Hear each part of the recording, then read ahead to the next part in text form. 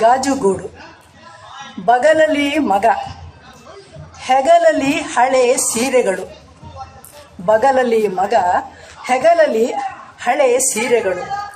ಬಲಗೈಯಲ್ಲಿ ಸಾಲಂಕೃತ ಕೋಲೆ ಬಸವನ ಮೂಗುದಾರವ ಹಿಡಿದು, ಕೋಲೆ ಬಸವನ ಮೂಗುದಾರವ ಹಿಡಿದು ಬಟ್ಟೆಯಂಗಡಿಯ ಮುಂದೆ ಒರಲುತ್ತಾ ನಿಂತಿರುವಳು.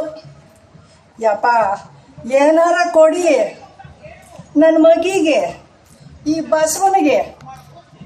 ಮಗ ಅವಳ ಭವಿಷ್ಯ, ಬಸವ ಬದುಕಿನ ಬಂಡವಾಳ. ಇನ್ನು ಅಂಗಡಿಯೊಳಗೆ ಬೀದಿಗೆ ಕಾಣುವಂತೆ ಗಾಜು ಗೂಡಿನೊಳಗೊಬ್ಬ ಪುಟ್ಟ ಹುಡುಗ.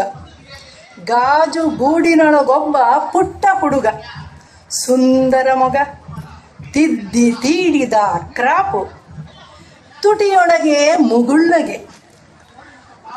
ತೊಟ್ಟಿರುವನು ಬಣ್ಣದ ಅಂಗಿ, ಪುಟ್ಟ ಪ್ಯಾಂಟು, ಕಾಲು ಚೀಲ, ಮಿರಮಿರನೆ ಮಿಂಚುವ ಬೂಟು. ತಾಯಿ ಮನದಲ್ಲೇ ಹುಡುಗನ ಪೋಷಾಕನು ತನ್ನ ಮಗನಿಗೆ ಹಾಕಿ ನಲಿದಳು ಕೆಲಕ್ಷಣ. ಚೆಲ್ಲಿದಳು ವಿಷಣ್ಣನಗೆ ಮರುಕ್ಷಣ. ಅವ್ವ, ನನಗಂಗಿ ಕೊಡಿಸೆ, ಪ್ಯಾಂಟ್ ಕೊಡಿಸೆ, ಬೂಟ್ ಕೊಡಿಸೆ.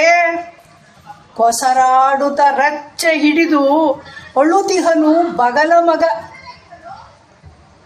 ಮಗನ ಸಂತೈಸಿ ಮೈದಡವಲು ಹೋದ ತಾಯ ಕೈ ಬೆರಳು ಮಗನ ನವೆದ ಅಂಗಿಯ ತೂತು ಹಿಗ್ಗಿಸಿತು. ಮಗನ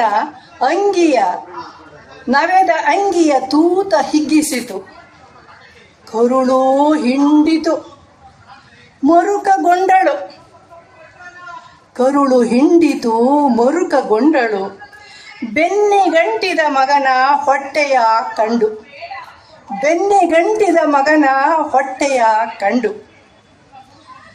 ಮತ್ತೆ ದಿಟ್ಟಿಸಿದಳು ತಾಯಿ ಗಾಜು ಗೂಡಿನ ಪೋರನ. ಮತ್ತೆ ದಿಟ್ಟಿಸಿದಳು ತಾಯಿ ಗಾಜು ಗೂಡಿನ ಪೋರನ. ಆ ಪೋರನ ಕಿರುನಗೆ ಅಳಗಿಸಬೇಕೇ ಅವಳನ್ನು.